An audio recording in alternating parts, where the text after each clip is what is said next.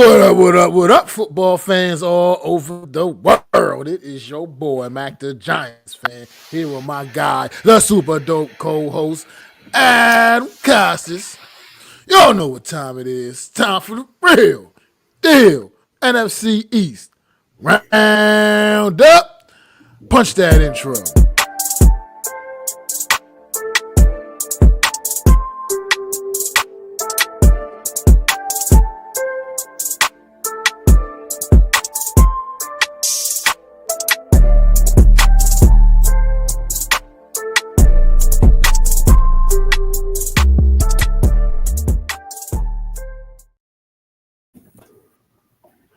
What is going on, everybody? How y'all doing today? Welcome to another edition of the Real Deal NFC East Roundup. I am Mac the Giants fan, and this is my guy Adam Costas, man. How you doing today, Adam?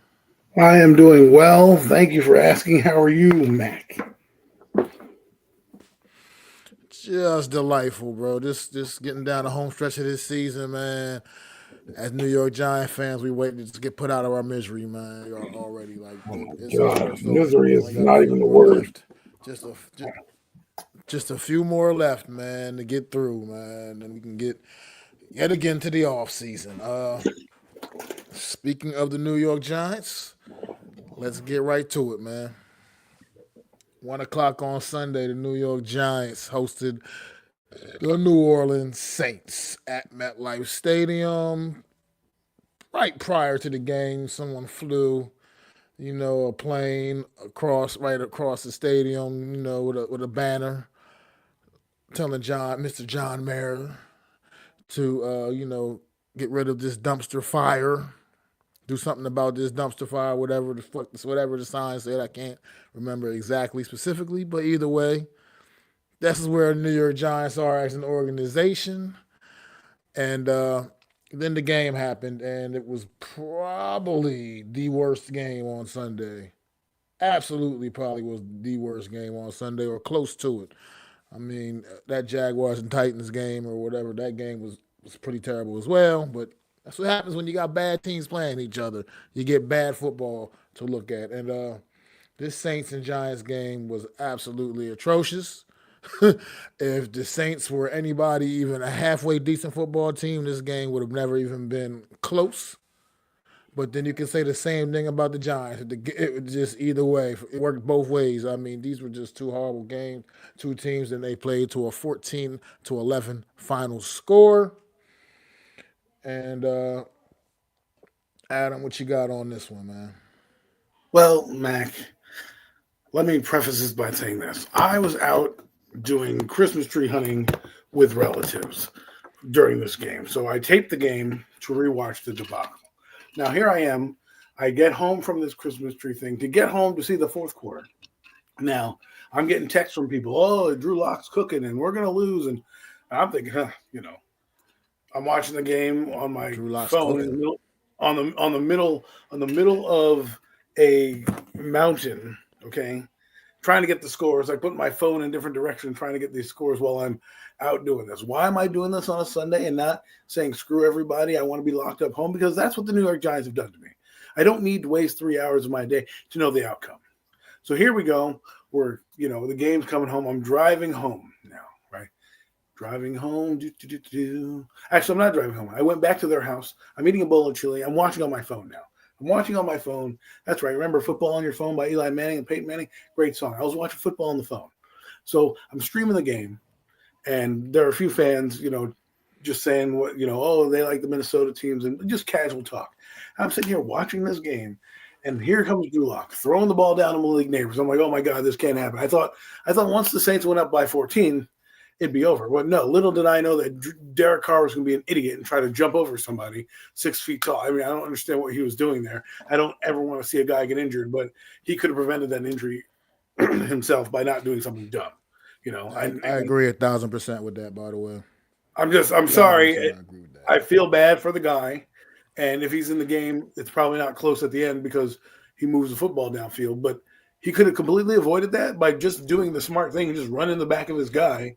He would have gotten the first down and out of bounds, and the drive would have continued on. Instead, he did stupid stuff. And now you see why the Saints are probably going to keep him as a quarterback, but draft a guy in this year's draft. Probably, I wouldn't be surprised if Jackson Dart or a Curtis Rourke type of guy to groom under Carr, because that's what I would do. But they were putrid. So now here the Giants are driving. Boom, Malik Neighbors gets the ball. He gets it inside the one. Tyrone Tracy scores. I'm like, oh my God, the Giants are doing what they always do, find a way to fight.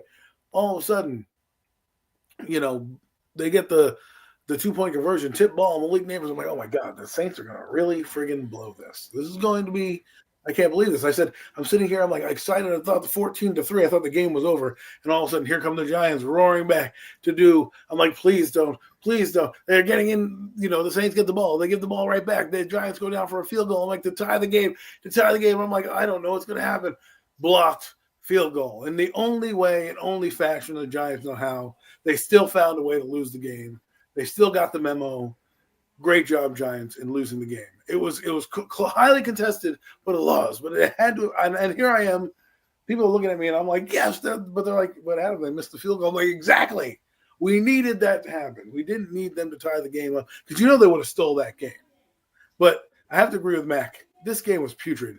It was two bad teams. Like New Orleans, like Mac mentioned, if they're anything, like I'm sitting here watching the game because I rewatched it again to see everything because I like to see the chaos happen. I like to watch the train crash in action, right, instead of just hearing about it. So I rewatched that debacle, and I'm looking at things like the Giant defense. They really didn't do much to stop the Saints. It was the Saints just being idiots and getting penalties, stopping themselves, and then the Giants were just horrible on offense. They couldn't do anything. The Saints defense was, I wouldn't say dominant, but they played a good game for one of the worst defenses in the league. But these two teams are absolutely terrible. And you can see it on the screen. I mean, the Saints, they're just terrible. And the Giants, Drew Lock, how does Drew Lock get injured? I mean, I can't even fathom. I just think it's funny that they lost the game in the fashion that the way they did. Because it would be this season for the Giants to get in the range to look like, oh my God, they might have a chance, and the Saints block a field goal. And the free fall is continued. I don't know if you heard about the plane that was flying overhead. This game's a mess, Mac. I mean, the Saints are not that good. And I don't know if this is an indictment on the Saints with how bad they are, but to me, their coach, their offensive coordinator is dumb. All I would have done was give the ball to Kamara. That's what I would have done. They couldn't stop anything.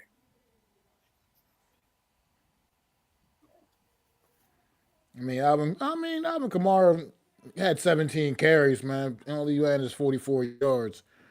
So maybe they could have found other ways to get the ball in his hand, I suppose. But I think considering what was out there on the field defensively for the New York Giants, their whole entire starting defensive line was out.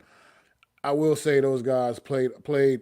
Those guys played hard. Whoever those guys were, I don't even know who they were. I had to look their names guys out there pretty much just fighting for the NFL careers and lives, pretty much. And that's probably why you saw the effort you saw from those guys. They're just fighting just to keep jobs, not necessarily with the Giants, but just in the NFL, period. So but you know what? You want that right now because I want to see who might be on the team going forward. I'm not necessarily saying, hey, let's win. But, hey, this guy gives me effort. Hey, like Casey Rogers is out there making plays, number 91. That number 90, I don't know who he was. He was making plays. I'm like, all right, I'm not saying I want you guys here, but earn your spot for next year. Earn your spot for next year. So when you come in and we bring in another defensive tackle, we got a little tape on you. There's a little competition, you know what I mean? Or, like you said, for somebody else. Who knows? Who knows, especially this offseason. I think a lot of people there's going to be a lot of turnover in this roster. So these back end guys, they're going to play hard. They may not be very good, but they're going to play hard. But that's what I mean. Like, that's how I feel about it. And first, real quick, I say, appreciate you stopping in, Trauma. Thanks for stopping in, man. Appreciate you. And the New York Giants definitely need a whole new coaching staff as far as I'm concerned. It's just, offensive coordinator. They need a head coach. They need a new GM. They need to know every damn thing in this team. But I lost my train of thought. But damn, I forgot what I was getting ready to say completely. My mind. This is what this team got me. My mind going blank now. I think you're talking about the effort and the players, the young guys. You're talking about how. Well, because Yeah, the effort. I mean, because like I said, this is a bad football team, and there's other bad teams around the league. Like, as you saw, we just played one. The New Orleans Saints are a bad team as well. Bad team. The Carolina Panthers, for instance, they're a bad football team. The They Patriots, get better Ravens, effort. so on. And the thing is, but the my beef with the effort is the New York Giants are bad enough that even if they gave at least a decent effort out there on Sundays, they're still going to most likely lose to most opponents. You know what I mean? So it's like I just don't want to see this team like looking the way they look laying down. Like you're still professional athletes. Have enough pride to go out there and at least look like you can. I don't necessarily want this team to win. I do like to preserve at this point preserve the draft pick. I mean, why not? It doesn't guarantee you anything, but at the end of the day, at least you get a chance to pick who you actually want. Listen, If you have that number one overall pick, you have number that two choice as to well. get who you want, or two, Number yeah, one, as number well two. as opposed to you know. So I'm fine. I don't have it just, but I just don't want to see the team like basically laying down, and I just like I said, I just would like I said, you see the effort from the other bad teams. They're still losing because they're bad teams, and bad teams are going to lose football games, Well, and that's just what let it me ask you is. this question. So I mean, Let me ask you something. We know the Panthers are bad, but would you have taken the effort that the Panthers gave against the Eagles for the Giants? Would if the Giants gave you that effort, would you be a little bit more excited? or then they probably would. I mean, They probably as win. as a They fan probably in win. general, yeah. So, But then there is that problem with that type of effort. They would have clearly won, for instance, this game on Sunday with that kind of effort, like you said, that the right. Panthers gave against the Eagles, for instance. But let I me mean, let they me would have clearly, let me obviously, close won the down what I football mean. game against the Saints. Right. Let me bring home what I'm trying to illustrate is that they're a first year football team. Okay. I expected them to be bad, but look at the effort they gave. They took the Eagles wire to wire. They've taken Kansas City wire to wire. Their rebuild is like if I saw the Giants losing like that, I'd be like, we have promise for next year.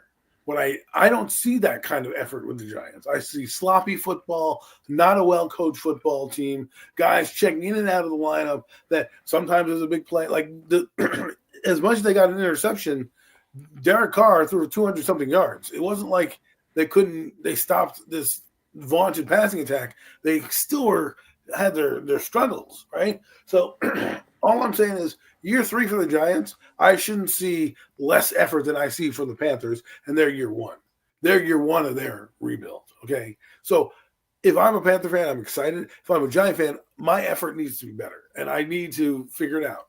And I don't know what it is, man. Like defensively, they don't blitz. They don't change much. They kind of just stay in the same formation. Here go, here go. Then they do bring it. Then they do bring the blitz, and it doesn't really get home. Like it was more of the Saints being bad that got the Saints in trouble. Holding offsides, dumb shit that just were mental mistakes that you're like, if like you said, Mac, if they were competent offense, we're not having this conversation right now. It's a blowout, complete and utter blowout. Absolutely.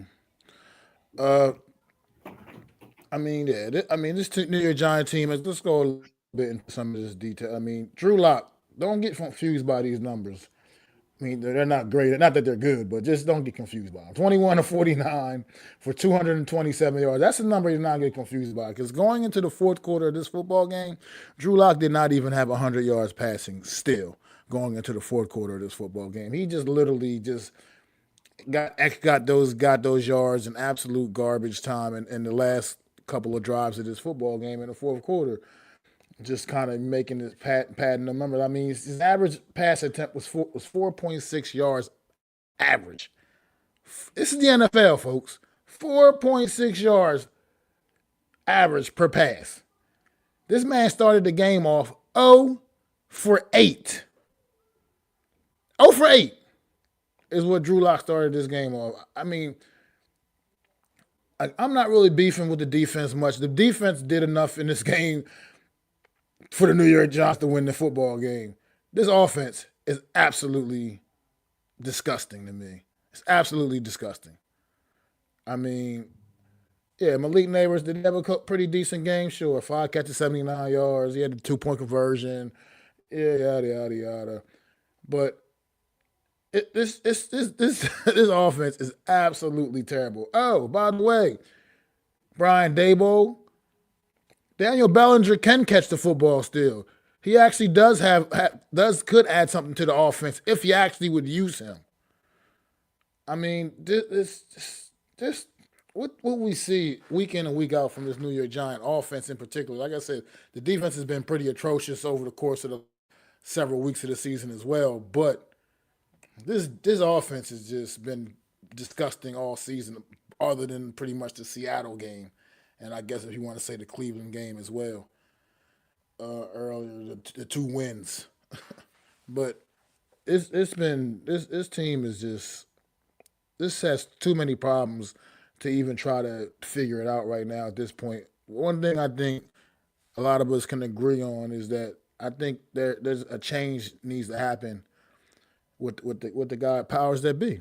I mean, I just don't see it anymore. I mean, I get tired of these press conferences, at these post game interviews.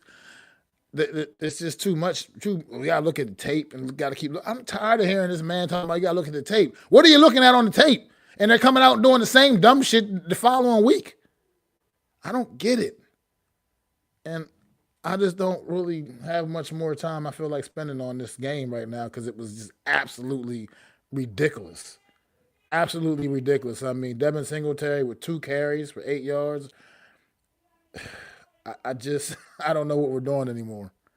I have no idea. I mean, there's no point in this game where we had to pretty much abandon the run game the way we did, and I don't know. Drew Lock dropping back 49 times in a game that was 14-11. I'm trying to figure all of this out right now. I don't know. Offensive line. Phew, phew. Back to the drawing board. Looks like with the O line as well, man. All across the board, this team is absolutely terrible, man. All across the board. And it doesn't seem like it's going to get any better anytime soon. I don't know if you guys heard the news today, but transitioning. I mean, let's go to another game. We can talk about Giants' problems. I don't know if you want to talk about the game We'll now talk. or Yeah, we'll talk about that. We'll talk about that. We'll talk about that. Let's go to somewhere. Let's go to the Eagles and the Carolina Panthers, which was a really good game on Sunday afternoon in 1 o'clock window. The Carolina Panthers, like you said, Adam gave the Eagles everything they can handle. I picked the Carolina to get the upset last week. They came up a little bit short, but they damn sure came close. And I mean, this Eagles team once again finding a way to win. That's what good teams do. They find a way to pull it out. And what you got on this one, Adam? I think it's an interesting game because it's sandwiched in between a game that they play this week. And I think what happened with the Eagles is they played a little bit down to their competition, but guess what? That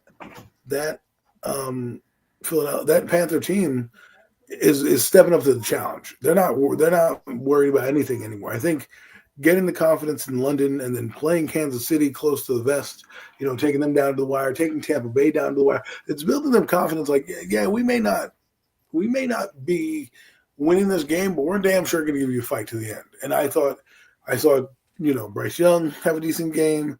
The Eagles defense did what it needed to do again, even though it's a bad opponent. And if they catch the ball, maybe it's a different ball game. I mean, not Jeffrey. I said Alshon Jeffries. The kid, I forget what his name is. They're a new receiver they just got from South Carolina. What's the kid's name? The rookie Leggett. That's his Oh, name. Xavier Leggett. If he makes the catch, might be a different story. So I think it was one of those games for the Eagles where it was a reality check. Like, hey, we need to get back and get sharp, and we'll see how they progress this week. What is interesting to me though is how AJ Brown is feeling, and I was on the phone with a Eagle fan the other day, and we were having a conversation, and we don't understand why AJ Brown is so upset. You're winning games, bro. Like, we get it. The offense didn't have a great game. Well, he was targeted. He was targeted 4 times in this one, only for 43 yards. I mean, 4 targets, 4 catches, and I just think he wants to get back to being that guy where he feels like he's much more involved in this offense than he has been the last few weeks. I mean, Jalen Hurts only had 108 yards passing on the day. So, Right. I mean, And I mean, receivers, receivers. I mean, you know how the receivers in this league can be, especially star top ones. Man, they always want the ball. They always want to, they divas, man. That's just what it is. I think he's gonna have to just understand that he had to keep his mouth shut. You winning football games, and it's all about the ultimate goal, winning the championship, and he's got to get on board with that and stay focused. But I'm sorry, sure, good. yeah, I hear you. I just think that you don't want to frig up the feng shui of the team because of your needs, right? I mean, maybe it's getting taken out of proportion, maybe it's getting taken out of context, but at the same time, you know, I still think like just don't let that leak out because the thing is you're on a, we were talking with the Eagle fan is like you're on a good ride right now. You're one of the best teams in the league. You know, you're arguably the team to beat in the NFC conference right now. I mean, let's call a spade a spade. If they beat their team coming up when we preview the game, we might have to put them in that. If they're not already there, put them in that upper echelon. And you just don't want something like this to spiral out and hopefully get bigger. I understand, but sometimes the game plan doesn't always dictate for you to get the ball, especially if a guy like Barkley or the run game is doing well, right? So that's how you kind of have to play these things. Like my friend said, reality check, AK, he said AJ Brown, when needed, is going to need to be there, right? Like it's not like they're not going to use AJ Brown. He's going to be part of their journey. You just know what the end goal is, man. Like, yo, man, if you have to block 100 times, all right, dude, block 100 times because we're about to run down their throats. You know what I'm saying? Like, they don't need this with the drama that happened last year. You don't want drama right now. Just kind of keep it close to the vest. Close the doors, don't let anything leak out. Don't show any emotion. Just be happy for the team. And then if you guys want to deal with your problems at the end of the year and say, "Hi, I need to get the ball more," do it then. Don't let anything derail you from what could possibly be a special year. Just saying. I agree. I think with the addition of like a Saquon Barkley, what he brings to that offense, it's just something so dynamic. I mean, sure, AJ Brown has history playing back in Tennessee with Derrick Henry as well, another Right. absolute top running back in this league. But at the same time, it was still not a dynamic offense like this Philadelphia Eagle offense is. And I just think the Eagles right now, with the ability they have to run the football, they're content just grinding games out in that fashion with Right. Saquon Barkley. I mean, 20 carries for 224 yards, averaging 6.2 yards a pop. I mean, you got to kind of keep, you got somebody, you got them going like that. You got to keep going to them. Jalen Right. Hurts adding 59 yards on the ground as well. I mean, it's So just read those numbers their back ability again to for run the Barkley. football. Can you read those numbers back for Barkley again? 620 carries, 124 yards, 6.2 a pop. Okay, so then you add the So 59 that you just said on that 120, and we're what, up to 170, 180, almost 200 yards rushing with those guys. Not to mention, I'm sure Gainwell got some yards as well, right? he So did. that's the game plan, is what you just said. They're grinding out. That's all they're doing. They're going to need AJ Brown at some point. At some point, they're going to meet a team like I don't know, maybe Buffalo, Kansas City, maybe even Look, Detroit, or well, look, stay in the NFC playoff race. Once you get to Detroit, you're going to probably have to lean on AJ Brown a little bit more because you're going to need those kind of big plays to help keep you in the game against a team like Detroit, as opposed to the just Vikings. being content trying to run the football and against a team like Detroit. You're going to have to need the big plays from like the AJ Browns and the Devontae Smiths at that point in time, and that's when things open up. You just got to be patient and you just got to do what you got to do. Wait till your numbers call, man. At this point, if you're not in this thing to win titles, man, I don't know what you're in here for. If you're still just in here worrying about your own individual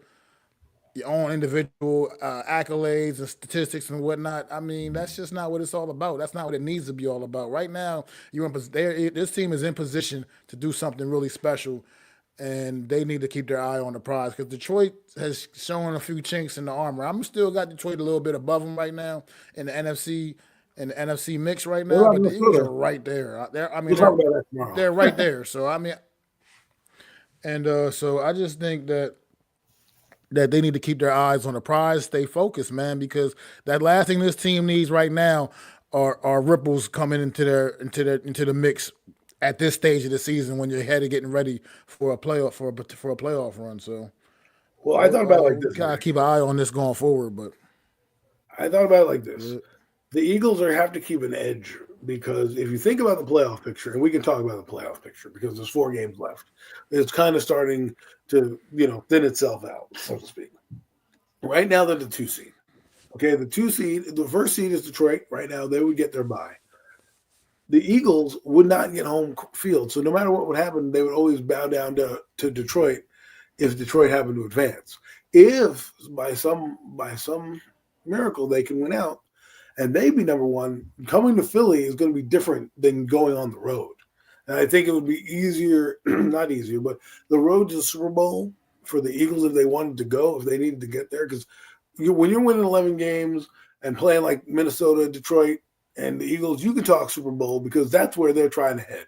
Okay, I hate to say it, that's what they're trying to head. So to me, if I'm the Eagles, and this may be big picture, but I think they need to keep the edge because if Detroit slips, because Detroit does play Minnesota, who's pretty good, right? And we forgot that Minnesota is a good team, and we'll get more detailed into that matchup. I want to talk about Minnesota tomorrow on Premium Takes. But what I'm alluding to here is that there's a lot at stake these next 4 games for this Eagle team, and I just feel that they need to get home field by any means necessary because to me that road for them is a lot easier than them having to go on the road, right? Because when you're number 2, you're right now they're going to end up be playing the Commanders right now because of the lowest seed, right? But if the other 2 teams above Commanders are Green Bay, Minnesota, right? Those teams respectively are good. And if I'm the Eagles, I don't want to see Minnesota. I want to see Green Bay. So if I'm number 1 and those teams advance, guess who's coming to my building?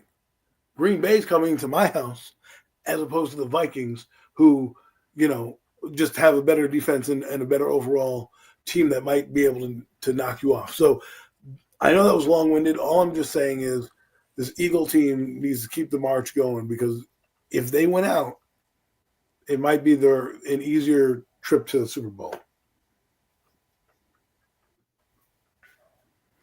absolutely. I mean that's what it comes down to. At this point, they need Detroit to stumble somewhere, and they like you said, they just got to keep their eye on the prize and win out. I mean, but we'll keep an eye on things that come with the Eagles. Right now, like I said, coming down the home stretch, they just need to stay focused on football, man. Do what they've been doing. Like you said, they can't afford to have a mishap like a season ago with this football team where they let things just slip all the way out, fall out, get spiral out of control. They can't afford that again. Two Right. years in a row, something like that happened. This team is loaded with too much talent, and they're prime and ready. This is a Super Bowl or bust roster, and they need to go out there and stay focused right now. But you got anything else on this I mean, I game? just You hate got I hate anybody to else? say that about an arch rival, but it's the truth. So Yeah, it is what it is. That's what y'all tune in for the real deal. You know what I mean? And yeah, right now the Eagles, they're the real deal when it comes to the NFC East right now. Monday night, Dallas Cowboys hosting the Cincinnati Bengals. I think this was the last gasp for the Dallas Cowboys. If I had to say so myself, let another one slip through their fingers. A game that they literally. had in hand, and they let it slip right through their fingers, man. So, what you got on this one, Adam? Well, in typical cowboy fashion, they rip your heart out. They're playing. Their defense is playing out of their mind to keep this team in the game.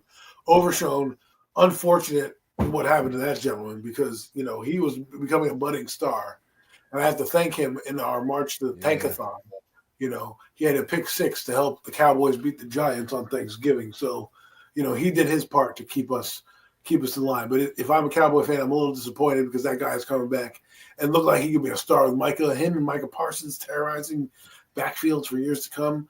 I heard excuse me, I heard it's a major knee injury, so that's unfortunate for that gentleman. I hope for He tore every ligament in his knee. Every ligament in his knee. well, He's I tore hope every he single gets one. back on the field. I mean, let alone play again. I mean, let's I don't want to speculate anything. Medicine, determination, guys like him. I feel bad for the kid because he was looking like a budding star, and you hate to see it go like that. And that's just the kind of the night the Cowboys have in the microcosm of their season. Injuries, untimely injuries, turnovers, penalties, and it comes back to rear them again where you block a punt and I don't know what this gunner was doing or why he even anticipated doing that. But again, trying to be a hero, trying to make a play when he doesn't need to make a play, just being undisciplined. And that's what happens. You find yourself losing games like this. And when you're bad teams like the Giants and the Cowboys, these type of little detail plays cost you games. Little details.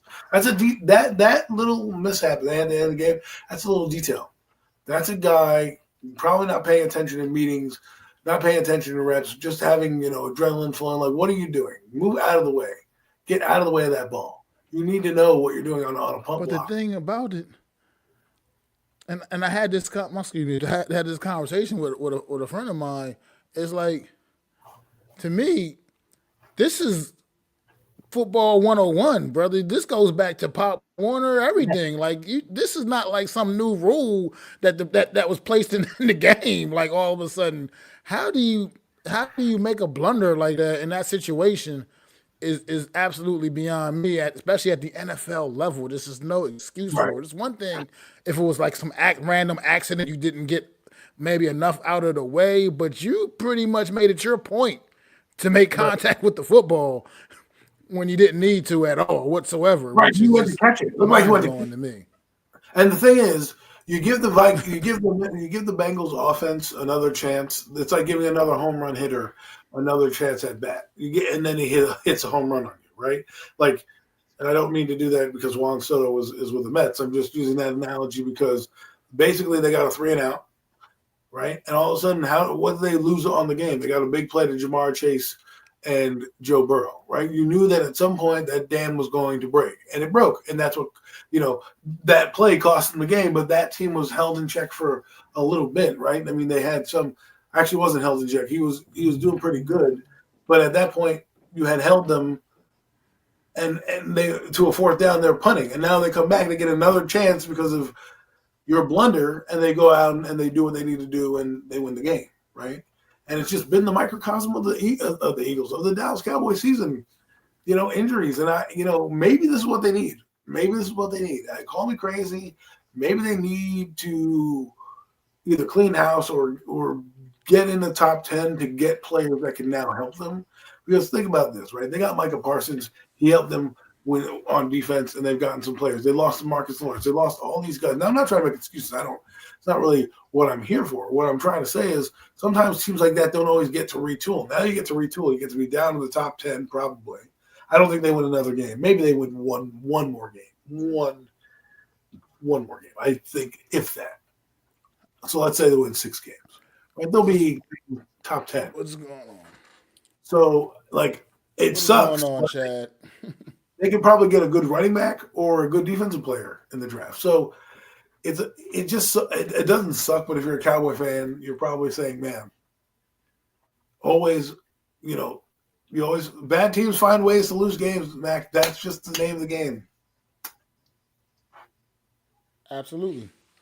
But speaking of Cowboys and the running back situation, this is now 2 games in a row. Now, granted, they're against the New York Giant defense and against the Cincinnati Bengal defense, and that's not truly saying a whole lot, as neither defense provides a lot of resistance, especially against the run. But Rico Dowdle, man, is coming off of 2 really good games for this Dallas Cowboy team. Do you think that they may have potentially found somewhat of an answer? Not necessarily the guy he can come in and just be the guy, but they can find a nice compliment to somebody like him. Maybe that could help solve some of the issues they've had running the football throughout this season.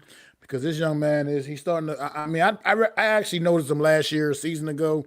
he made some plays, did some nice things for him a season ago, complimenting Tony Pollard. And this year, he's looking like he's definitely the best running back on their roster. And I mean, coming like I said, coming off of two back-to-back 100-yard performances. What do you think about him in the future for the Cowboys? Well, I'm glad you brought him up because I kind of like him as a runner.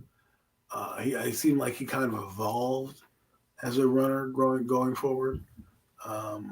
In terms of like he was a solid runner, but he was more of a smash back where he would just run and kind of fall where he needed to fall. I'm starting to see him make more cuts. Put his foot in the ground. Set up his blocks a little better. It's cool to see him kind of get more carries and get better. And he's not the fastest guy, but he is a power back and he can make some plays. I think he's earned a spot on the team next year. Do I think he's a better complementary back? I do. I think if you've got a better back in here, Rico Dowd does serve a purpose for a team that's going to have running backs come in and out, kind of like what the Brown kid does on the Bengals side, right? He's kind of evolved his way into becoming a back. He's not the biggest back or the greatest back, but you're starting to see him evolve. So these kind of running backs are going to be paramount going forward because you're going to need more than one back going forward, especially nowadays. Because look who are some of the running backs in the league right now. Henry and Barkley, they're both doing good things, right? But they also need to be spelled like with Gainwell and with like an Eckler or anything like that, or Robinson with the Commanders, right? A two back set. Commanders. Look at with Jamar Gibbs in Montgomery, right? You have those two backs. So I really do believe I don't think he's necessarily a feature back, but I do think he's earned a spot to split carries with a team, especially if they get their offensive line going. He does a lot of things. He picked up the blitz, but if they get a rookie in here, maybe they don't need to go running back as high. If at the end of the year they think this guy has some potential, maybe they will say, you know what, we will draft instead of drafting like let's say the kid from Boise State, the running back from Boise State, Genty. Right now, they probably should draft him. Let's just say, Rico Dowd comes in and he gets close to 1,000 yards, and you're like, you know what, I like him.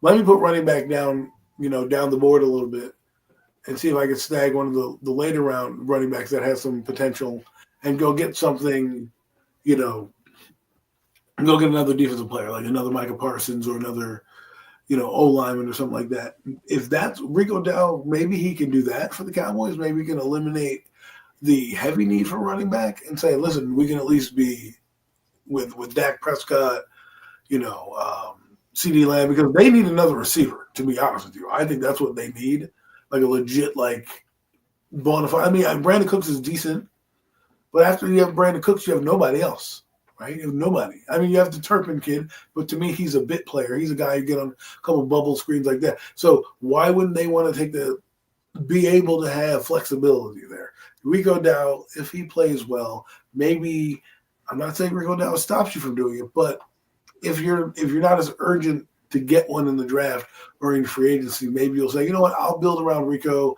I can bring in a complimentary back in free agency and let these two guys, duke it out and go from there.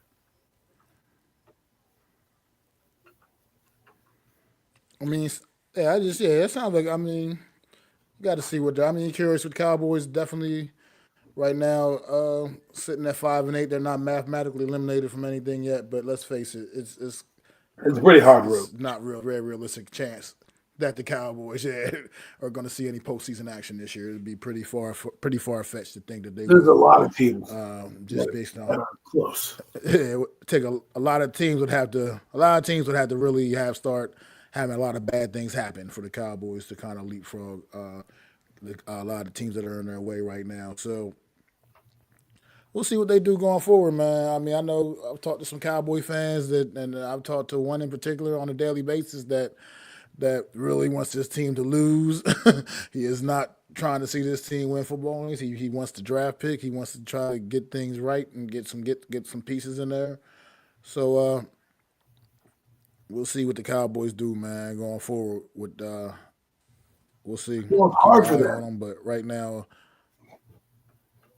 Well, I feel it's hard for them it's hard because, for a team like that to accept what's going on because I just well, I think mean, they had such high expectations coming into this season that just clearly aren't going to pan out. But well, then it leads to a interesting dilemma they have. Do we fire McCarthy? Because some of this was self-inflicted by Jerry Jones not, spending money in the offseason. Right? He spent it with CD Lamb and he miscalculated some things in the draft. I mean, I did get Cooper Beebe and things like that. But, I mean, when Micah Parsons did walk off the field, that's kind of big. I don't think it's really that big, but he's upset. That's how basically you got to find out who the leadership is going to be. Because I don't know if McCarthy's done necessarily a bad job. He's kept his team in games, but will they fire him? Because if they fire him, then who knows where the Cowboys will go, right? So I think it's just interesting to see. They haven't been in this position in a while, and we'll see what they do. I mean, there's some coaches that can maybe they won't. Maybe they're in the Vrabel sweepstakes. Who knows? We know one coach who they won't be going after, but that's for another show. yeah, we'll be talking about that tomorrow for sure. For sure. That news just broke. What's going on? No Mets, no Nets, no Jets in the building. What's happening, my man? Well, man, how are you? Hope everything's good with you. Uh, And happy holidays. but yeah, let's talk about while we're on the Cowboys. We might as well transition right on into this week coming in week 15. The Dallas Cowboys traveling to the East Coast, taking on the Carolina Panthers, one of the hottest teams in football that just can't find a way to close the deal and get a W. But they are giving everybody their best shot, man. And how do you see this game looking at with the Cowboys? This is not just a game that the Cowboys probably looked at earlier in the season and thought, oh, this is a definite W. You just can't mark that down now this week. How do you think that this game pans out for the Cowboys? I think they're gonna. I hate to say this, Cowboys. I think they're gonna lose to the Panthers because I just think the team is. This is a team that they feel they can win. Probably a game that if you look at football is a game of momentum and seeing it in confidence, right? And if you look at what they've done, the Panthers the last few weeks, they went toe to toe with some decent teams. Now, again, I don't like moral victories, but when you have to think of the mindset of this Panther team, they know that they're not the greatest team in the world, but hey, man, we took it to the Kansas City Chiefs, we took it to the Philadelphia Eagles, we took it to all these teams. Now the Cowboys, who are wounded duck, don't even have their starting quarterback. They had Mahomes and Jalen Hurts in those games. Okay, now we get to face a quarterback like Cooper Rush. We have a chance. And that's probably the message that Dave Canales is trying to make because he knows that his team is bad. Now you have guys. Who's going to make the team for me? Who's going to be here next year? Bryce Young. Are you going to be here next year? Right? He's playing pretty well. In these last games, he hasn't played it like turned the ball over immensely. I mean, his 191 yards, great, no, but against a Philadelphia Eagle team that's playing everybody pretty good. Yeah, I think managing the game and not putting the ball in harm's way, it's not his fault. His receiver drops the ball at the goal line, right? And so for me, I'm going to pick the Panthers in an upset in this week, just for fun. I think the Cowboys are going to come out angry, but I do believe that the defense of Carolina, which isn't great, is going up against an offense which also isn't great, right? And I think they can kind of control and get some plays here and there against the Cowboys. What the Panthers wide receivers got to do is you got to step up, man. Like make a catch, They've dropped balls left and right, man. Like get focused, catch some damn passes. Can't blame yourselves being a rookie anymore, okay? Or you're a young guy anymore. Doesn't happen anymore. You have 100, especially like you're like Xavier Legette. That's concentration, Holmes. You want to be an elite receiver, you got to make those catches. Jalen Polk, make their catches, right? Yes, indeedy. Those are what your quarterback is doing everything he can to keep you in this game, putting you in the right spots, and delivering the ball where it needs to be. And you got to go the extra mile to make the catch. You made the effort to dive. You might as well catch the damn ball. It's in your hands. It's on your body. It's touching you. It is literally going through your arms and out the gate, out the wickets, as they say if you're playing cricket, out the wickets, right? You got to do better than that. And those little things hopefully will come in time. But if they do those things and catch one more of those passes, I think they win this game. I just feel they're going to win because they believe they can win. They know that the Cowboys aren't the Cowboys that we thought they were in October or early, excuse me, in August, right? Where we all thought, this team's probably going to be contending for the NFC East, right? They're not that team. And if I'm the Panthers, why not? We know where we're at as a football team. We're trying to rebuild and go forward. Any win for the Panthers is gravy for them going forward because you want to build that team's confidence in saying, hey, let's kind of stack wins. Let's kind of, get going. Look, my message is working, just because that's what this Canales needs right now, right? He needs that, especially if he thinks Bryce Young is going to be their quarterback going forward. It allows you to have a little bit more leeway in terms of what you're doing. Yeah, in terms of this comment here, I think that's off the table now completely. I think the Panthers are going to at least. No, he's I not. think Bryce Young's played over the course of this last month and what he potentially can do the rest of the way this season has bought him time with this organization once again. I just don't see them now. Whereas a couple of months ago after the benching, you might have thought Yeah, maybe they're going to just hang it up and cut their losses and realize they made a mistake. I think now he's bought himself some time with the organization. I don't see them transitioning from Bryce Young right away in such a rush. I believe he will be a Carolina Panther next year for sure. he might be the I think bridge that's for his without own without a job. shadow of a doubt now. He might be the bridge for his own job. But Mac, you bring up a good point. This quarterback Yeah. class isn't as quote unquote ballyhooed as the other, quarterback class last year, right? And so if that mindset is trickling into the What's up, GMs and Wales? saying, we don't need this guy here, like it makes it easier for them to kind of, let's reevaluate it, especially if Young plays better and looks better. Right? Doesn't look like complete and utter trash and looks like he's ascending. That's where you go, okay, we're still on a rookie deal. Let's roll the dice here with this kid. And maybe they do pick a quarterback in this draft later on, right? Maybe they pick a dart or an Aller or something like that. Maybe they pick a second or third round guy that if they don't think Bryce Young is their long term future, they at least have a guy in house that can grow with them.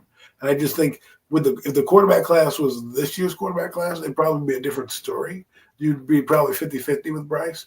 But because of the lack of publicity with this quarterback class, with the lack of names that are coming out, I think they're going to keep him and kind of see where they got. Joe should have been on the Yeah, I mean, phone that's, at the time of the benching. I mean, yeah, like I said, I don't I know. just think that, like I said, based off of what he's done, I mean, he's clearly something went off. Something light bulb slight came on during that benching where he realized, look, I got to get out there and I got when I get my number called again, I got to get out there and put something better on film than what I've been doing. And he's done that. I mean, I can't. I mean, you saw what he did against the Giants and the victory over in Germany, but he's also played well in some of these losses too. The Kansas City game, the Tampa Bay. Tampa Bay game. I mean, this young man is playing well. He's playing better football than what we saw him doing prior to being benched, where it was just god awful at that point. Prior to that, so maybe that, like I said, that sometimes guys can react to things like that and react in a positive way, the way the team needs them to. And I think this young man kind of has. He's being So, coached. like Adam said, I think you said it best. If this was last year's quarterback class, then maybe there would still be some conversations to be had. But I just think with the guys coming out this year, not to knock any of these guys, but me, none of them to me are guys that I'm going to necessarily give up on a guy I just picked 2 years ago as the number one overall pick. I don't think any of these guys scream that to me personally. So I don't. I just like I said, I don't see them moving off of Bryce Young quite yet, based off of what he's been doing. But as far as this football game goes, we kind of got a little off track there a little bit. But the Cowboys and Panthers game, I think this is. I think this will be the one the Panthers finally do get a W. I mean, against a Cowboy team not playing very good football. Cooper, like you said, Cooper Rush out there to back up. And I think this way this Panthers team has been playing, the teams that they've lost to over this stretch have been teams legitimately better than the Dallas Cowboys. Let's face it. And these guys, they've been going toe to toe with these teams. So you would think as long as they stay focused and keep doing what they're doing and go out there and put out that same kind of effort and go and when they get on the field, I just don't see. Honestly, they're playing better football than the Dallas Cowboys right now. Let's face it. I mean, let's put it like that right now. Over the course of this last past month or so, the Carolina Panthers have been playing better football than the Dallas Cowboys.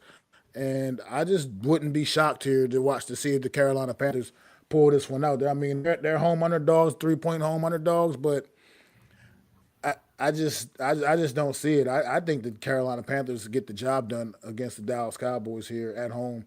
I just think they're right now a better football team in a sense. I know that sounds weird to say, but right now, as things stand, how this season's been panning out at the current moment, the Carolina Panthers have been playing better football, and I just can't pick against them. I don't see the Cowboys having an answer for Chuba Hubbard, and like I said, Bryce Young's been playing. He's been playing better football than he ever has in his been playing the best football of his young career thus far. You know what I mean? Still not necessarily blowing you away with his numbers necessarily, but he's been efficient and he's been clean and he's getting the job done. Like you said, Xavier Leggett makes that catch. We might be talking about a different result against the Philadelphia Eagles on Sunday. So I just think the Carolina Panthers win this football game. I don't. It's just because I just don't believe in what the Cowboys are doing right now. This team is a mess as well, kind of, so to speak. And I just think Carolina, they're just hungry and scrappy, man, and they're going to give it everything they got. And I think it's going to be enough to beat the Cowboys. No fear. Anything else on this game, Adam?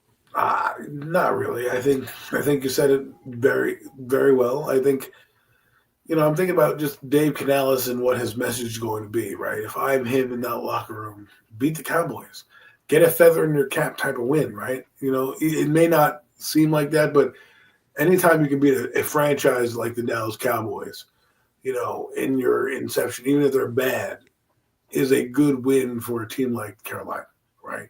So try to get that fourth win. Absolutely. See what you can do, right? I mean, I don't want to, again, I don't want to make moral victories, but if you look at a team, what will they have to play for something, right? You played the string out. Well, what are you playing the string out for if it doesn't mean anything? Well, you're damn right it means something to those guys. So let them know. And to Dave Canales, he can go back to the owners and the GM and say, look what we did. We beat this team. We beat the Cowboy team, even though they were beat up still. It was the Cowboys.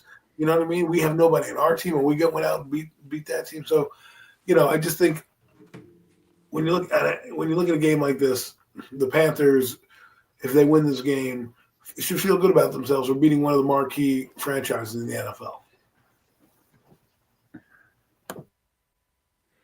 Absolutely. And as far this question here, will Mike McCarthy be the coach next season? I think these next 4 games will be quite telling, man. I think they would have to really pull off something really pretty impressive. I think Mike McCarthy's against the ropes right now. Honestly, I just think with the kind of owner Jerry Jones is, I think this Cowboy team had far higher expectations coming into this season, and this just ain't good enough. Sitting here Well, at if they 5-8 won right now against the Bengals, in December. like had they Say beaten what? the Bengals, and then they beat the Carolina Panthers, right? You're probably saying he's secure. A loss like the one to the Bengals, that gets your ass fired. That's like, dude, you're undisciplined. Why is this guy doing this mistake in the fourth quarter? It means your team's not smart, you know? I mean, look, the Cowboys. Look, as far as we can feel any way we want to about the Dallas Cowboys, I don't think they would have any issues. They don't have issues with people wanting to come and coach the Dallas Cowboys. Trust me, that's kind of like a dream job for a lot of people out there, man. You're It upset. just No, is I'm what just it kidding. I'm is. just This kidding. is how we are. However we feel about the Cowboys, we can't let that mix with the reality of the fact that coaching the Dallas Cowboys is a dream job for a lot, man. So I mean, dude, you have a great stadium. Your owner lets you spend money out the wazoo. Players want to come there. I mean, like the Dallas Cowboys, if they can probably land any coach they want to. I mean, if I'm Mike Vrabel, why not? That's a walk-in team for him. He gets a quarterback that's already ready to go.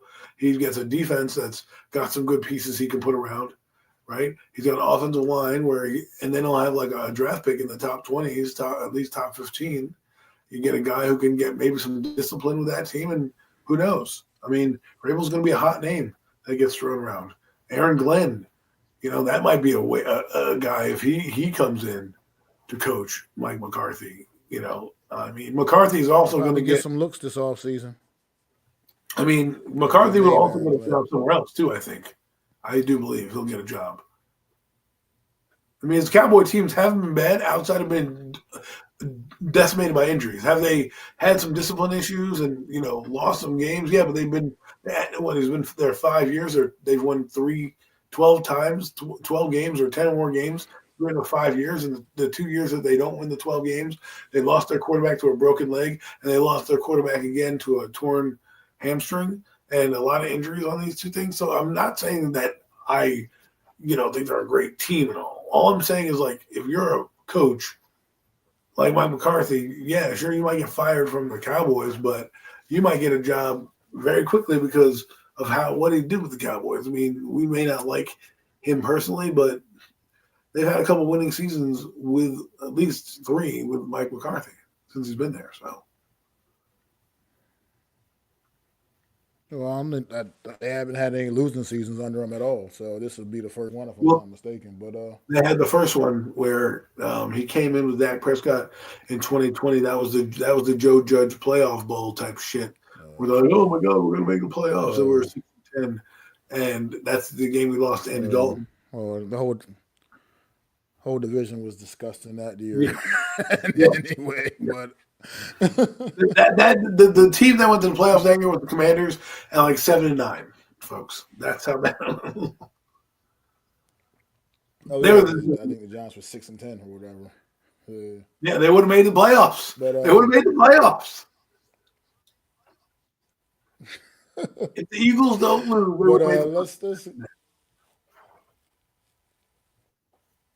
let's move on. Let's move on. I guess we haven't talked about the Commanders at all yet since they're coming off a bye week.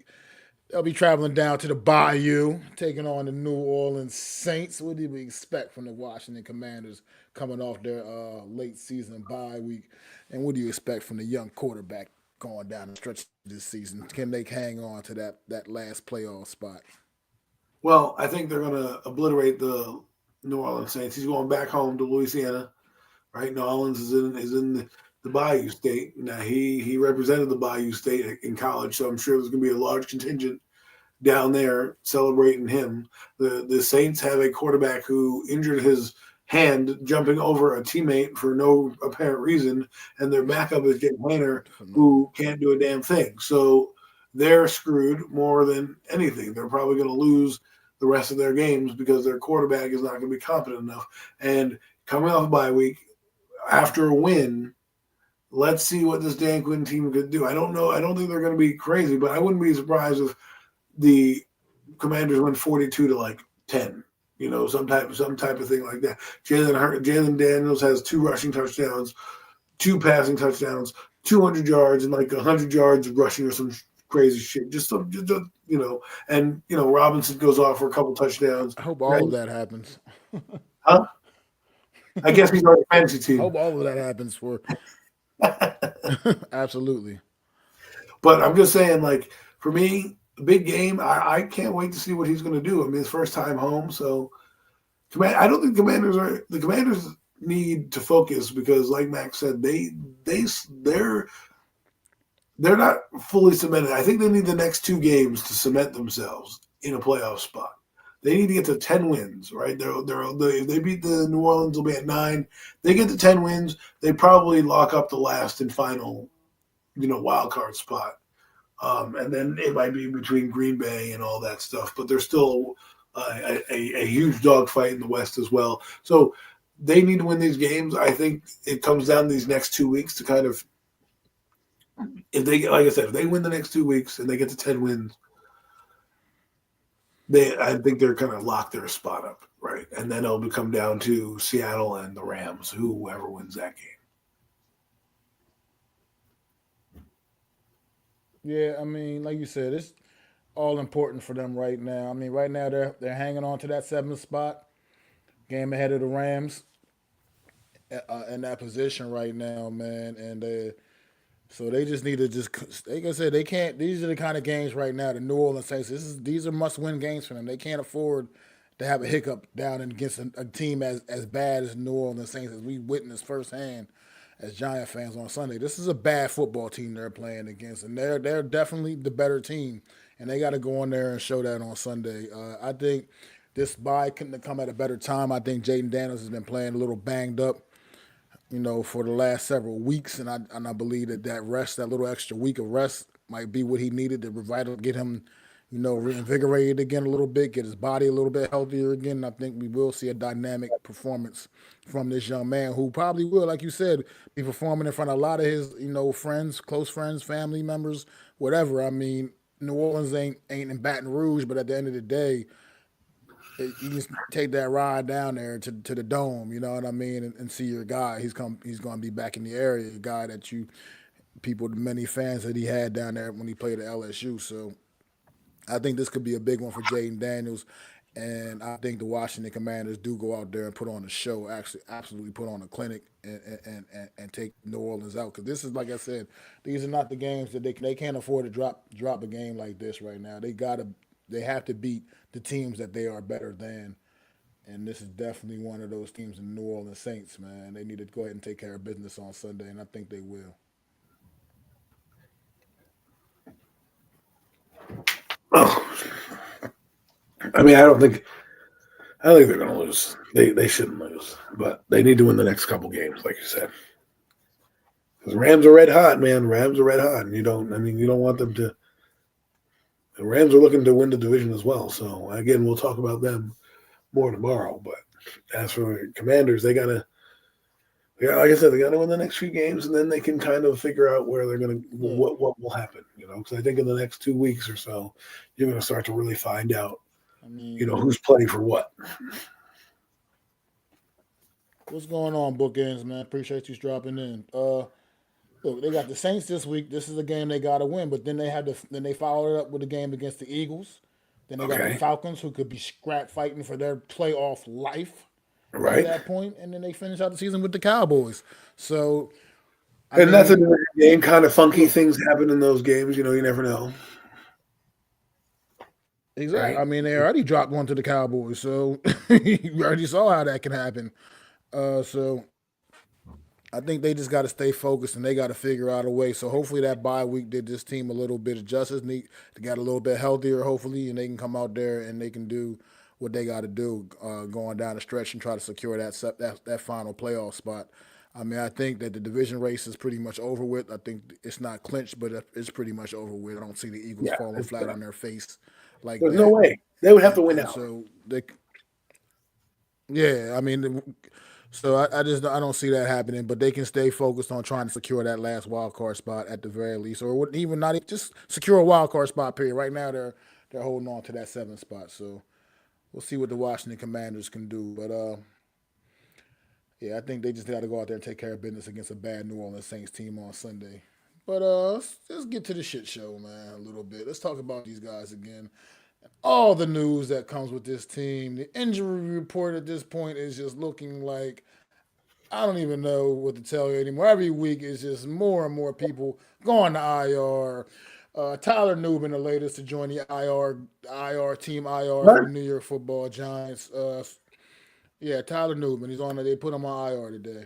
Uh, Trey Hawkins on the injury report. Trey Hawkins securing the second interception of the season for the New York Football Giants. And what does he get out of that? Gets put on the injury report. He's on the injury report. So Tommy DeVito getting the start this week against the Baltimore Ravens. New York Giants, 2 touchdown underdogs at home. That can't motivate you. Nothing else will, and I don't think it's going to motivate this team one bit. Ravens are probably going to cover that spread with ease. But what you got on this one, Adam? It's this is ridiculous with this friggin' football team. The friggin' Ravens are they were 15-point favorites. Tommy DeVito starts, and now they're 16-point favorites. Like, you can't make this up. Like, it doesn't make any sense to me. This team, I didn't know Tyler Newell was injured, so that's the news to me. I knew he was injured, but then I rewatched the game. He came back in. He So got it's the hurt news in to the me that he's on game, and he came back in the game. But now he's on IR. Right. So Exactly. I don't know. He finished the game, but he's on IR. I don't know. You know what I mean? Like what? Get back in there, kid. Get back in there. Oh, we have nobody else. And as for Trey Hawkins, sucks for him. Because he's last year he was getting toasted, right? We were like, this guy stinks. Why did we get him? 6th round pick bust, and now all of a sudden he comes in. He had a solid game, and unfortunately, got dinged up on a hit with the running back and hurt his back. So, and then Tommy DeVito coming in 1 minute, his forearm's not good. Now his forearm's good. Drew Lock's in the boot, but he finished the game, and you told us that he was going to be your starting quarterback, barring an injury. Like, were you trying to hint at that he was, going to be injured? Like, what is going on? They're flying planes above the stadium, and the Ravens are coming to town. And I'm going to tell you this, folks. Well, I'm sorry, Adam. On Monday, Drew Lock said that he was fine. He said out of his own mouth, he said he was fine. He said he was okay. He said they were just looking at some things, but he was okay. But now he's in a boot. And then he shows up with a boot. Shows up with a boot? Get it, yeah, I don't know. No, I kind of get it. But let me tell you this: the Ravens are going to come in here and stop a mud hole so deep, we are going to think we're going to see the lava inside the earth. That's how deep we're going, because these guys are angry. I told people to listen to their presser from last week. Lamar Jackson was like, yo, we want to play now. We're angry. We lost to the Philadelphia Eagles. We shouldn't have lost that game. Let's get to the Giants right. They wanted to play the Giants right then and there. And I'm like, oh my God. These guys are going to be built up anger for a week, grabbing to go, looking at you, licking their chops to get back in the game, because if they beat you, then they can go to Pittsburgh with some momentum. They definitely don't want to lose to us and then go to Pittsburgh and try to win their season. No, they want to beat the Giants, and I think they're going to absolutely embarrass us at home. I think they're going to make us. I think this is the game that's going to get Brian Dable fired, and I don't think. And I'm going to put it this way: I don't think Tommy DeVito is going to make it out of the game either. I think Tim Boyle is going to be your starting quarterback the remainder of the year, because if the forearm is already beat up, right? If the forearm is already beat up, you don't think this Raven team is looking at you saying, licking their chops like, oh my God, we got the Giants at the perfect time right now? Like, they lost in heartbreaking fashion to the Saints on a blocked field goal, like some blundering idiot team. They had a plane fly overhead. This is the perfect store for the Ravens. We haven't heard a thing about the Ravens. You know what the Ravens doing? You know what we've heard from the Ravens? That Derrick Henry cut his haircut. He got a haircut. Like, that's what they're talking about. And you know what he's going to do? He's going to run right over us. He's going to run right. You thought the running was bad? You wait till you see on Sunday what they do as a freight train to us. Okay, because they are going to just pound the rock. And even if they don't pound the rock, Lamar Jackson can pass. They're going to be open. I just hope it's a nice breezy day so we get to see some good Ravens football and then they blow us out by halftime. I want to see Lamar Jackson sitting on the sideline by the third quarter. That's what I need to happen. And I think, honestly, the Ravens are coming in with that mindset, because I think they know that the game against the Eagles. He throws a couple touchdown passes to Zay Flowers before he does. That's all. That's all I ask. A couple of Zay Flowers before you take a seat, Lamar. That's it. Listen. Let me break it down to you this way, right?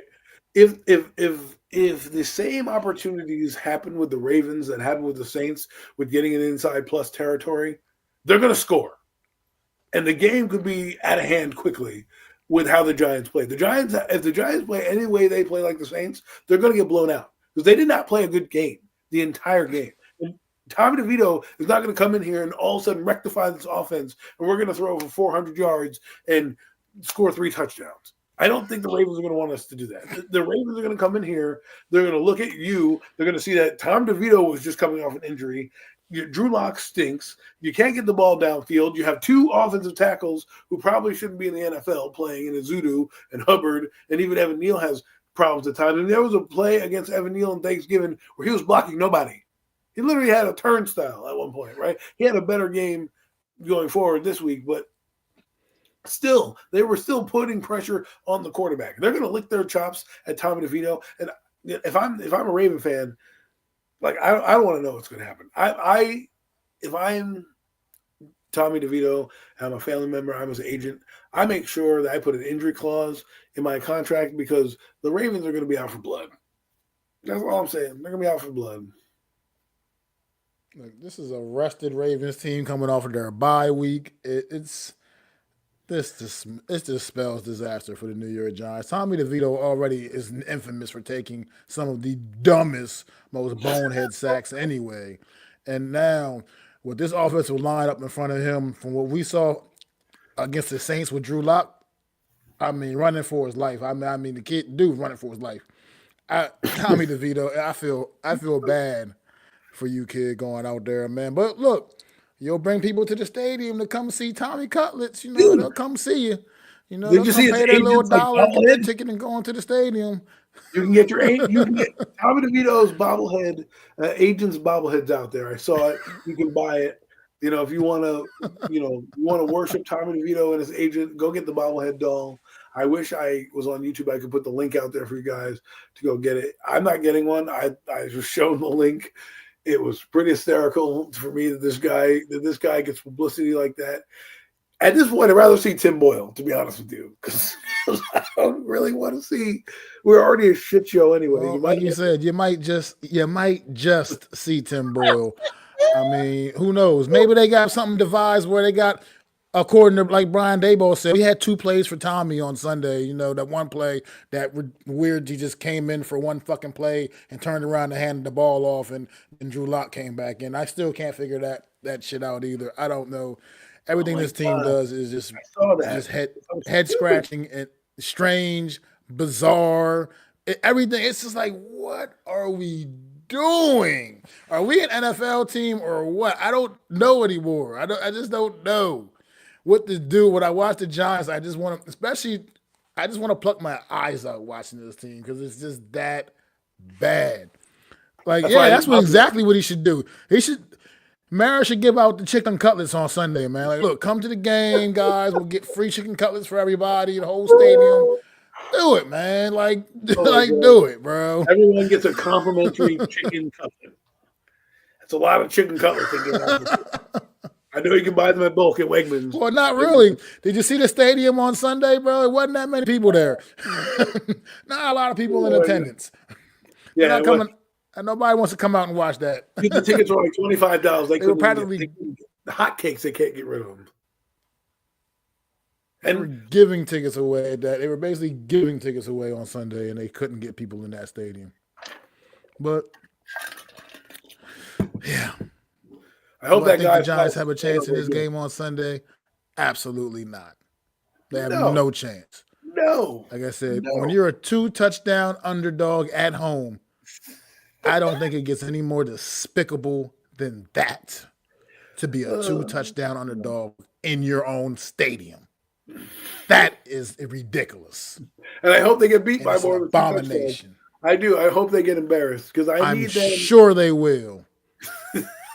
But I need it to be like football follies, right? Where like Tom DeVito's throwing the ball to nobody and it falls into like a defensive player's hands and they run it back for a touchdown. He throws a pick 6. Like I just need the entire bottom to just fall out here and just kind of be like everybody's on the injury list. Tim Boyle, you're up against Atlanta.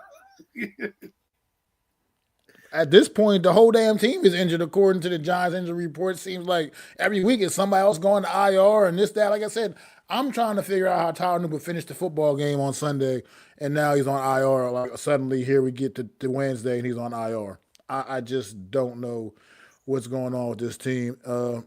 But like, look at they're playing Derrick Henry on Sunday. 19 players. They haven't been able to stop average running. They haven't been able to stop average running backs. How the hell are they going to stop Derrick Henry? Who is definitely not an average running back. Far better than an average running back. I mean, Jesus. They might just come out here and just turn around and just say, here, Derrick, You go ahead and beat the Giants like he did when he played for the Titans that year. You remember that year when they beat us 21-0 in the snow? Derrick Henry ran all over the fucking Giants. Oh It's going my to be something god! similar to that, I believe. It's going, yeah, it'll be Oh something my god! similar to Did that. not practice. Look at all these Uh, players that did not practice. Drew Lock did not. Evan Neal did not practice. Raheem Nunez Roches did not practice. Bobby Okereke did not practice. Drew Phillips did not practice. John Runyon has an ankle. He did not practice. Limited participation. Tay Banks is beat up with the ribs. Well, guess what? That's going to stay sore as you whiff on the tackle for Derrick Henry. I know that's going to happen. Dane Belton's got a knee injury. Good luck, kid. So if all these players that are injured right now, I would sit this one out because Derrick Henry's coming for you. Jermaine Illuminor quad. He's probably. I mean, I would want him healthy against a Ravens defense like this. Josh Azudu's got a knee. Like everybody's been. Wandale, Bryce Ford Wheaton with a shoulder. Chris Hubbard with a knee. Monique Neighbors with the hip. Jordan Riley with it. Oh my god. The entire. This is half the team. Half the team is the literally whole on the injury roster. report. Half the team. That's crazy. There's 53 guys, folks. Crazy. 53 guys on the roster. 19 are in the injury report. Just take that into consideration right now. 19 players. That's almost 20 players. That's almost half of your freaking football team out of 53 guys is on the roster. And not to mention you dress 46, okay, on a normal game day. So you got 19 of your 46 injured. Okay, let me say something. Let me say You got guys out there. Brian Daboll. If this game is like anything remotely similar to, let's say, the Cowboys game from Week 1 last season, like if say they come in there and it's like a 40-0 blowout win at MetLife, is that finally the straw that breaks the camel's back for Brian Daboll? Do you think that he will be shown the door after an ass whooping of that magnitude? If that were to I don't happen. know. I would, but at that point, what's the point? Just wait till the end of the year, ride his stupid ass to the end, because I mean, I don't know if they get that embarrassed, that could possibly be firing. I mean, the team he's going to say, "Well, my starting Well, they haven't won a home. quarterback." They haven't won a home game this season, and they'll only have one more left after this one. And that's against and this is so. And I don't think they're winning that. I just think a loss like that, no, they're not better than anybody. They're not beating anybody. No, it doesn't matter who we would play. They're not beating anybody. Not even the other bad teams. The other bad teams are still better than the Giants. I don't think that he. I mean, they just are. Game. I think he would be fired after a game like the Colts if they lost embarrassingly to the Colts, right? That's a game where I would be like, all right, this team stinks. You're out of here. The Ravens, you kind of know they're going to beat the hell out of you. If you don't know they're going to beat the hell out of you, then you got another thing coming, right? Now, if they're like, that's why I told you they're a complete catastrophe where, Tommy DeVito can't, has like -6 yards in the first quarter and he looks like a complete dog shit, then yes, he should be fired on the spot because you guys went in there with Drew Lock and Tommy DeVito and nobody else as your quarterback room. And now we said in the year we'd either see Daniel Jones, the three scenarios, Daniel Jones benched, Daniel Jones like injured, or he would still be here, right? Well, guess what? We got the scenario where he was bench/cut, and we're seeing these bozos playing football out there. And you can't even sell Tommy DeVito tickets anymore because he sucked the last game. He played against the Tampa Bay Buccaneers, okay? Let me put it in contrast to you. He played against the Tampa Bay Buccaneers, who are far less a superior team to the Ravens, and he put up 7 points. And I'm supposed to believe this guy's going to come out against the Raven team, well-rested, well-coached, and is going to go out and put points against this team?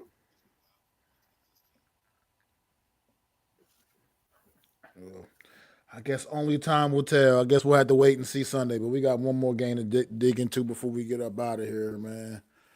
And it's the big one for the week in the NFC East division, man. That Philadelphia Eagles hosting the Pittsburgh Steelers, the Battle of Pennsylvania, in full effect, man. And I think both teams need it. Both teams need it, man. So which one wants it? Which one's going to get it, man? Talk about it, Adam. Let's talk about it. This is going to be a great game. Another great game. Could be a Super Bowl preview. You never know. I mean, people are underestimating Pittsburgh. I say they It's have a possible. chance to do I think they have a chance to do it. They have a good team. They get hot. They might be able to do it. So, but in the grand scheme of things, this is for not only jockeying for teams, but we put the Eagles in the top four. If Pittsburgh wins, we might have to put them and start to think of them like, hey man, maybe this is the Super Bowl contender that we're not looking at because they're right now on the cusp, right? They're out there, they're winning the division. They're I think a game or two up. I think they play the Ravens at the end of the year or the next. Actually, I think they play the Ravens next week. Actually, so that's a big game too. So they want to kind of not lose because if they lose to the Ravens, guess what? That somehow they end up tied with the Ravens. That common opponent is going to come into play, and it's you lose to the Eagles as well. You're going to have that say you're going to lose the division. So it's a big game for Pittsburgh. As for Philadelphia, it's just as big because Philadelphia is going to be a team. This is going to be a game that we're going to really find out if this is a Super Bowl caliber team. How they play against this team. Do they keep them in check? Do they get the doors blown off? Do they beat this team? Because if they beat this team and they shut down the Steelers, and let's say they win 28-14 or something, 28-17, we might have to think of them as legit and say, maybe they are more of a Super Bowl contender than we're letting on. Because Pittsburgh, I believe, is one of the better defenses in the league. They have a solid offense. They're a good team. They're not a bad team. Their record does not tell you they're bad. They played in close games. I think they've got 9 wins right now. So, No, they're 10. They're 10-3. Okay, there you They go. are 10 10-3. wins, right? So again, Pittsburgh has a chance to maybe get to the top with move up to second seed because Buffalo lost now, right? So if Buffalo wins their game on Sunday and Pittsburgh loses, now they're back to the third seed. So there's a They got lot a chance riding to on do it. more than that. They can be the first seed, Pittsburgh still has a legitimate chance to get the number one seed in the AFC. right? And I'll tell you So why. They got the Eagles this week. They're facing the Eagles this week. We're talking about that now. They got the Ravens next week. They have the Chiefs the following week after that. And then they finish off with the Bengals. The Pittsburgh Steelers, they run the table. They have a chance at getting that number one seed in the well, AFC. they can't drop anything. They This is especially if Kansas City keeps winning, right? And Buffalo loses a game down the stretch. well. It's I'm saying they play Kansas City in 2 weeks though, so they can beat Kansas. Running the table would include beating the Kansas City Chiefs because they got the Chiefs in 2 weeks. That's going What to are be the a big what are one the in the Chiefs? What is AFC. the Chiefs number though? Are they have like one loss? They're 12-1, but they trip Okay, up. You know what I mean? They can trip up. right. So hopefully by the Won't time take they get much. so if basically Pittsburgh control your own destiny. At worst, you can be the second seed because Buffalo's also lost, right? So there's a chance for you to at least end up as the second seed as well. So it's a big game, and then let's be honest. I know that they've got it locked up mostly. The Eagles, the second seed at least, and they probably lose a game here or there. They're probably going to end up being the second seed. There's nobody that close. But it will matter for in case you want that first round bye because I do believe that Detroit may lose a game or they may sit their starters in a game, and you never know. That could be the game that you win. You have no idea these funky divisional games that they're going to be playing down the stretch. They could lose some, right? They lost a lot of defenders. They're playing with a skeleton crew back there with some of their guys. So at some point the dam might break and they might meet one of these teams and lose. And if you're the Eagles, again, what we talked about before, having the playoffs go through your building is something that you may want to aim for. And we'll find out. I'm telling you right now. I told Oh people. my God. Go ahead. What am I missing? They can. I was gonna say they can. Yeah, they can set themselves up well with the Pittsburgh Steelers with a win here. I know this is an NFC East show, but they're playing the Eagles, so we're still kind of talking the same thing. But the Steelers can set themselves out. They're sitting at 10-3 right now in the AFC. Buffalo is also 10-3. The Buffalo Bills play the Detroit Lions this week. You're talking about some big games on Sunday that can really shake up the whole playoff picture a bit, man. And if Buffalo was to go down to Detroit and the Eagles, Steelers, like I said, they win, they pretty much can control their own destiny for sure. They would need Kansas City maybe to trip up and lose one more game to somebody else. But the point is, Pittsburgh's in prime position right now to make some things happen if they can go ahead and take care of their own business and what's right in front of them. So But think about but what the you're Eagles saying are now, also in the same boat. You look right? at the same way for the Eagles, the same way. I mean, like I said, the Bills playing the Lions this week. The Bills knock the Lions off, and then and the Eagles take care of their business. That sets them up, puts them in prime position to control their own destiny. So And I think this is the this is hardest this game is a left big for one. them. I mean, I think this is the hardest game left on the schedule. Like if they go to Pittsburgh, and then I think they finish up with like some easier games down the stretch, the last three games. So you beat Pittsburgh, Detroit loses to, let's just say, Buffalo, and then they have to then go to Minnesota, or Minnesota comes to them for a chance at winning the division. Like, do you realize what is at stake here right now? The Buffalo Bills game is probably the biggest game of the week. Besides, there's when do the Buffalo Bills play, and when do Pittsburgh and Philly play? Don't tell me at the same time. I think it might be. I think it might be at both in the 4 o'clock window. But Oh, let me see. Yeah, they're both in the 4 o'clock window. But at the exact same time, both 4:25 kickoffs. Um, the Eagles actually after this game against Pittsburgh, the Eagles have the division for the next 3 weeks. Washington, Dallas, Giants. Just like okay. that. So So you don't think they can? You don't think they can beat those three teams? Like those three teams aren't as good as Pittsburgh, absolutely they can. right? So to me, You're if right. I'm looking, go ahead, right? They're not as big good as Pittsburgh, I don't No, I think. was gonna say you're correct. They're not. They're not. They're not. Right. So I I'm not mean, saying they can Washington do is good, but they're not Pittsburgh good. right. So if you can get through Pittsburgh, let's just say the next 3 weeks for you, and then you have Detroit who plays Buffalo, and then they also play Minnesota, a divisional game as well. That team has 11 wins. Who's going to want a chance at the division still? So like this is what I mean. Like if you put it in perspective, we were talking about this earlier with AJ Brown. If I'm Nick Sirianni right now, I'm walking into AJ Brown. I'm sitting him down in my office. I'm like, look, here's what we have in front of us. We get through Pittsburgh. We may have to run that game because, ball possession, slobber knocking type of game. We get through that game, we win. Then you can go off against these other teams, right? But we're going to need you right now. Look at what we got in front of us. We beat Pittsburgh, then we have the Commanders, Cowboys, and Giants all lined up at the back end. Teams that are not playing for nothing except for the Commanders, who probably will be still playing for a wild card spot at that point. We won't. In the next 2 weeks could determine if the Rams lose the next 2 weeks, it's probably over for them, and it'll be Seattle, and they'll have a spot wrapped up. Not that they were going to sit anybody. All I'm saying is, if they're getting blown out or things like that, they'll pull guys. They know their spots wrapped up, right? If they have 10 wins, not worried about it. What I'm saying is their schedule's easier. AJ, relax, man. Sit down. Enjoy this ride. We can do some special things. I just need you to lock in. Don't worry about getting the ball. I'm going to get you the ball when I need you to get the ball. But right now, our run game is great. Our offense is doing some good things. Let's just keep it rolling, and maybe we'll see ourselves in that big game. Because right now, that's where the Eagles are heading. Eagles beat Pittsburgh right now. I'm telling you where it is right now. I'm going out on a limb. Eagles beat Pittsburgh right now. They're probably going to be the NFC representative in the Super Bowl. Just letting you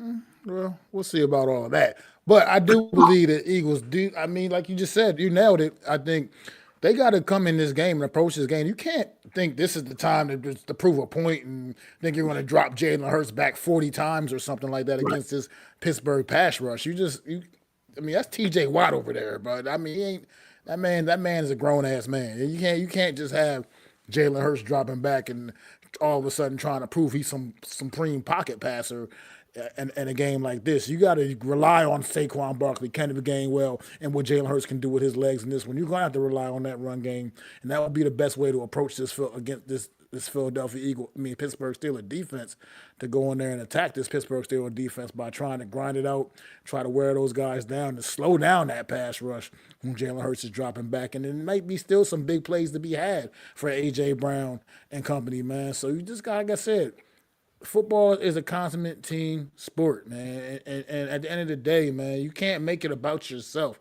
When you're on a mission to win a title, and that's what it should be all about, and that's where your focus needs to be. And I think your best approach is to continue doing what you've been doing and is running the football very well, and pretty much complementing your offense with the pass game that can be very explosive at times as well. And just let it happen. Let it develop, man. Let it all develop the right way. And this Philadelphia Eagle team they should be all right. Like you said, this beating the Pittsburgh Steelers, that would be a big feather in the cap for the Philadelphia Eagles at this stage, man. And it could kind of prove that they're up there with the top teams in not only just in the NFC but in the AFC as well. Pittsburgh is definitely a top team in the AFC conference as we just discussed. So I think this right here it's an important game for both, and I don't know which way I want to go on this one, man. The Battle of Pennsylvania. I don't know. Western Pennsylvania against the big city of Philly, man. I don't know, man. I just don't know which way I want. I'm leaning in this one, man. But you know what? I've been kind of, call it the hater in me. I've been hating. I've been picking against the Eagles, thought they were gonna get upset by Carolina a week ago, and they almost did, but they didn't. You know what? All bets is off, man. Maybe I can put some bad juju on them by picking them to win, man. Maybe if I pick them to win, they'll actually fucking drop. Maybe they will drop one because the hater in me still wants to see them lose because I hate them that bad. I don't want to see this team win. I can't stand the damn Eagles, so I'll pick them to win, and maybe that means they'll actually lose. Let's see. I'll go with that strategy. I'll go with that approach, man. Let's go. I'm gonna take Philly in this one at home, man. I'm What gonna you go got? with. I'll take Philadelphia as well. I just think they're on a mission, and this is another one of those things where they're not going to be afraid, and we'll see. This is going to be a real litmus test. We could be wrong. We could be talking next week about how humiliated they got and shouldn't be on the field and they're frauds or blah blah blah, or we're going to be talking about, man, this Eagle team is for real. Yo, the lineup of football games on Sunday this week. We we talk about just the most some of the because this last past week was just terrible overall. It was just not a good slate of games. You have some games that mean a little something this week, man, on the schedule. And I mean, I'm gonna look forward to Sunday, man. Get your popcorn ready indeed. Starting off the week on Thursday. I mean, you got a big one. Rams and 49ers will be a big one. So I mean, could put the 49ers out of their misery, or can the Rams continue to stay hot and continue to try to chasing the Seattle, man? It's going to be some Seattle and Green Bay on the schedule this weekend. I mean, this is some nice games, man. It's going to be interesting, man. Interesting to see some of these games, like I said. But that Bills Lions game and that Eagles Steelers game in the 4 o'clock window on Sunday. Oh yeah, I'm strapped into the red zone for sure in the 4 o'clock window, strapped into the red zone because you're gonna see some high octane. I believe in those games, man. It's gonna be some fun football to watch, man. But nonetheless, unless you got anything else, Adam, we can get ready to wrap things up, man. No, but we'll be talking about all those things tomorrow on Premium Pink. So tune in. Yeah, absolutely, we will be. And make sure y'all tune in 6 o'clock p.m. tomorrow for another edition of the Premium Takes podcast with myself and Adam Costas and Zion's. And if we'll be talking about a lot more than just football. We're talking about the 12 team bracket that's now made official. Get a little NBA talk in there. Talk about get some Juan Soto talk with that insane contract he just signed with the New York Mets. You might get a little UFC. You might get a little bit. You might get a little talking a little Bill Belichick. Yeah, we're gonna talking about little Bill Belichick going to the college ranks, no less. So anybody that wanted the Bill Belichick coming back to the New York Giants, that ain't happening. And I was not one of those guys anyway. Thank So you. it's good to see that's now off the table completely, off the table. I didn't talk about or discuss it anymore. So Thank you. we will. Oh, they wanted him. They threw money at him too, brother. They all the Mets did was shave a year off that deal, man. The Mets shaved a year off of that contract. The Yankees threw a 16-year offer out there to him. But we'll talk about all that tomorrow. We'll talk about a little bit of. We'll get into that tomorrow too, because that was some big news this week as well in the world of sports. But make sure y'all tune in 6 o'clock for that, the Premium Takes podcast. And want to say thank you again for tuning in to another edition of the Real Deal NFC's Roundup with myself, Mac the Giants fan, Adam Costas. Make sure y'all go to both of our channels, hit the subscribe buttons, hit the thumbs up for the stream. Support the stream, help it grow, help the channels grow. Make sure y'all go support the Hardcore Sports Network as well. Hit the subscribe button on the Hardcore Sports Network, continuing to grow on the way to 2,000 subscribers for the Hardcore Sports Network. So definitely keep supporting that as well. And that baseball contracts are all crazy to me at this point anymore. I just they're nuts. Nothing like that in sports. But definitely we'll be talking about all of that tomorrow. But I am Mac the Giants fan. This is my guy, the super dope co-host Adam Costas. We will be back next week for another edition of the Real Deal NFC East Roundup. I'd like to thank you all for listening. If you was feeling this, please take time to subscribe and smack them likes. Feel free to drop a comment. Let me know what you think.